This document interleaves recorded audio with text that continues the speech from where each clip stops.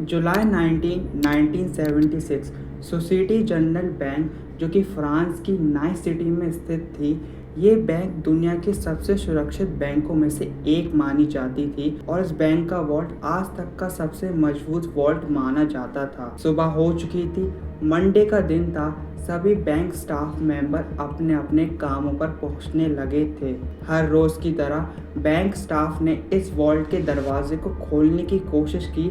तभी एक अजीब बात सामने आई। ये दरवाज़ा बहुत ही भारी था, जिसमें एक बहुत ही कॉम्प्लिकेटेड लॉक सिस्टम था। जैसे ही स्टाफ मेंबर्स ने कॉम्बिनेशन एंटर किया, ये दरवाज़ा खुलने का नाम ही नहीं ले रहा था। लेकिन ये इतनी भी चिंता की बात नहीं थी। इसका वजन लगभग 20 टन था। ये अक्सर अटक जाया करता था, तो बैंक स्टाफ मेंबर्स को लगा कि हमेशा की तरह ये शायद अटक गया है। तो उन्होंने वॉल्ट बनाने वाली कंपनी से कांटेक्ट किया। आधे घंटे बाद कंपनी के एक्सपर्ट बैंक पहुंचते हैं और वॉल्ट के दरवाजे को खोलने की कोशिश करने लगते हैं। लेकिन हैरानी की बात तो ये है कि एक्सपर्ट्स भी इस बार इस दरवाजे को नहीं खोल पाए। उन्होंने कई बार कोशिश की, लेकिन दरवाज़ा खुलने का नाम ही नहीं ले रहा था। अब ये मामला और भी ज़्यादा सीरियस होता जा रहा था, क्योंकि कस्टमर लाइन में खड़े हुए थे और अब ये बैंक की रेपुटेशन का सवाल था। 3 घंटे की मेहनत के बाद ये फैसला लिया गया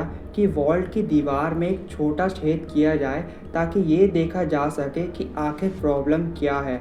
लेकिन सबसे अजीब बात तो ये थी कि वॉल्ट के दरवाजे के ऊपर फोर्सफुली खोलने या तोड़ने के कोई निशान नहीं थे और ना ही वॉल्ट की चारों दीवारों पर कोई छेद या निशानी मिली। जब एक हैवी ड्यूटी की ड्रिल मशीन से दीवार में छेद किया गया और जब झांक कर देखा गया, तो जो नज़ारा सामने आया वो विश्वास करने लायक नहीं था। किसी ने दरवाजे को वेल्ड करके अंदर से बंद कर दिया था। ये बहुत ही शॉकिंग था, क्योंकि वॉल्ट के अंदर जाने का सिर्फ एकमात्र रास्ता था। बैंक के वॉल्ट का दरवाज़ा लगभग 20 टन भारी था और इसकी दीवारें भी मजबूत लोहे से रीइंफोर्स थी। वॉल्ट के मेकर्स को इतना यकीन था कि इन्होंने इसके अंदर किसी भी तरह का सिक्योरिटी अलार्म तक इंस्टॉल नहीं किया था, क्योंकि इसको अनब्रेकेबल वॉल्ट कहा जाता था। लेकिन ये भ्रम तब टूट जाता है जब कुछ क्रिमिनल्स ने एक मास्टर प्लान बनाया और सिक्योरिटी को पूरे 27 घंटे तक धोखा दिया और वॉल्ट के अंदर छुपे रहे। तो भाई लोग, ये मास्टर प्लान क्या था और इसको world biggest bank robbery in the history क्यों कहा जाता है, आइए इसके बारे में पता लगाते हैं।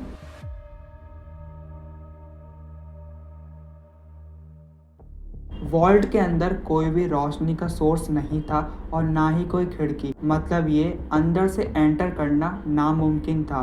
ये देखकर सबको ये समझ आ गया कि यहाँ कुछ तो गड़बड़ है। तुरंत मशीनरी बुलाई गई और ये फैसला लिया गया कि वॉल्ट की दीवार तोड़कर अंदर जाया जाए। ये काम इतना आसान नहीं था, क्योंकि दीवारें आम दीवारों से काफ़ी ज़्यादा मोटी थी और उनके बीच में लोहे की रीइंफोर्समेंट भी थी। काफ़ी घंटों की मेहनत के बाद दीवार में इतना बड़ा छेद किया गया कि एक आदमी उसके अंदर जा सके। जब बैंक स्टाफ मेंबर्स ने अंदर जाके देखा, तो उनके होश उड़े रह गए। बैंक वॉल्ट लुट चुका था, कुछ लॉकर टूट चुके थे और कुछ लॉकर खुले पड़े थे।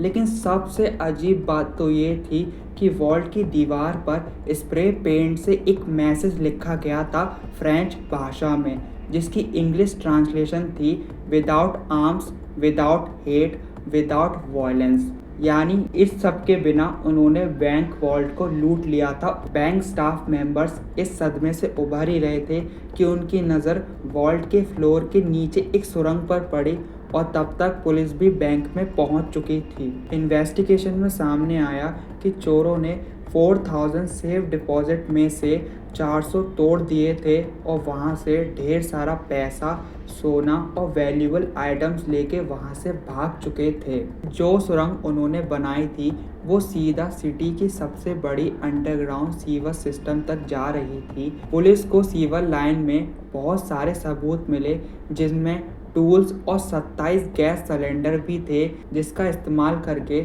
चोरों ने वॉल्ट का दरवाजा वेल्ड किया था। और इतना ही नहीं, पुलिस को सीवर लाइन के अंदर फ्रेश एयर के लिए वेंटिलेशन इक्विपमेंट और 1 किलोमीटर लंबी इलेक्ट्रिकल केबल भी मिली। ये रॉबरी $20 मिलियन से भी ज्यादा की थी, जिसकी आज की कीमत $110 मिलियन की है, यानी 900 करोड़ रुपए के बराबर। ये सिर्फ सेंचुरी की सबसे बड़ी बैंक रॉबरी ही नहीं, बल्कि फ्रांस की सबसे बड़ी इन्वेस्टिगेशन भी बनी। ये खबर पूरी दुनिया में फैल गई और बैंक की रेपुटेशन को बड़ा नुकसान हुआ और फ्रेंच पुलिस के लिए ये एक बड़ी शर्म की बात बन गई। अगले कई महीनों तक पुलिस ने अपनी पूरी कोशिश की, आसपास के लोगों और बैंक स्टाफ से पूछताछ की गई, लेकिन चोरों का कोई भी सुराग नहीं मिला।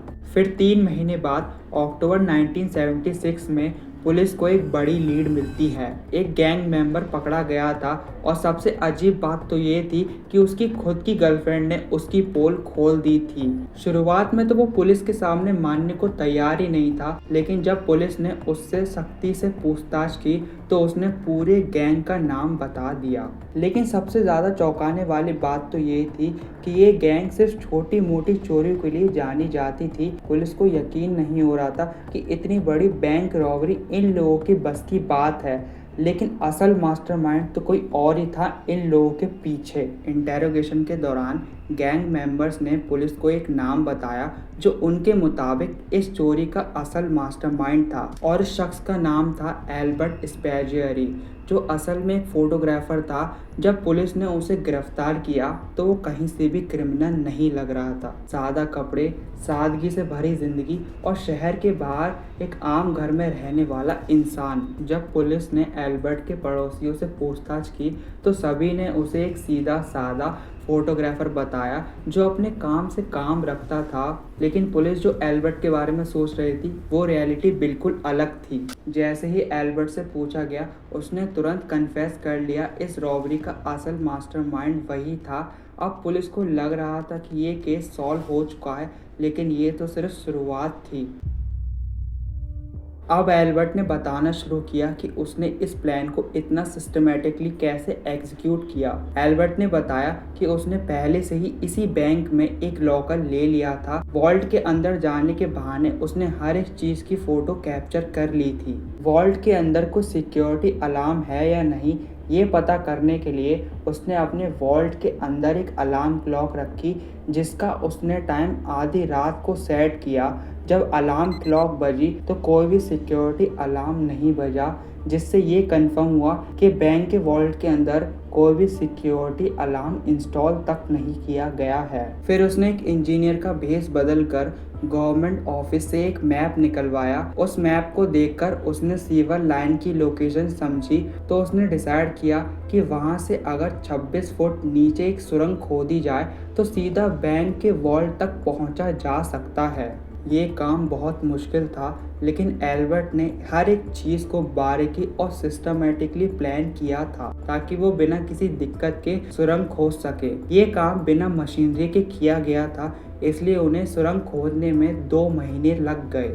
जब जुलाई 18 को टनल पूरी हो गई तो एल्बर्ट और उसकी गैंग ने 27 घंटे के लिए वॉल्ट में छुपकर लूटपाट की। उन्होंने खुल के खाना खाया और वो काफ़ी सारे इंटरवल्स भी लेते थे।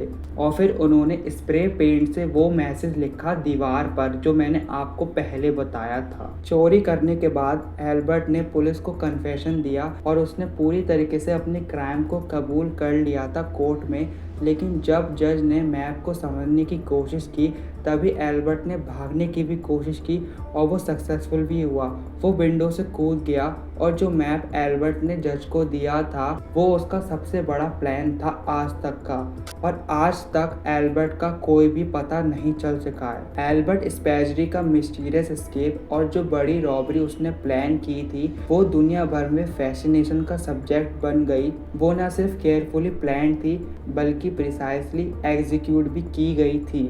और इसके बाद ही था कि इसको दुनिया के सबसे बड़ी बैंक रॉबरी कहा जाने लगा। कुछ साल बाद एल्बर्ट का इंटरव्यू आया और उसने उसमें बताया कि जब वो छोटा था तो उसे खजाने का शौक था और ये जो रॉबरी थी उसके बचपन के सपने को पूरा करने के लिए थी। फिर इसके बाद एल्बर्ट की डिसअपीयरेंस आज तक एक मिस्ट्री है और उसकी फेथ के बारे में कई रूमर्स हैं। तो गाइज यही थी the bank biggest robbery of the century. I hope आपको ये वीडियो पसंद आई हो, और अगर आई हो तो प्लीज़ इसको लाइक कर देना, और अगर आपको ऐसी ही वीडियो देखनी है तो आप मेरे चैनल को भी सब्सक्राइब कर देना।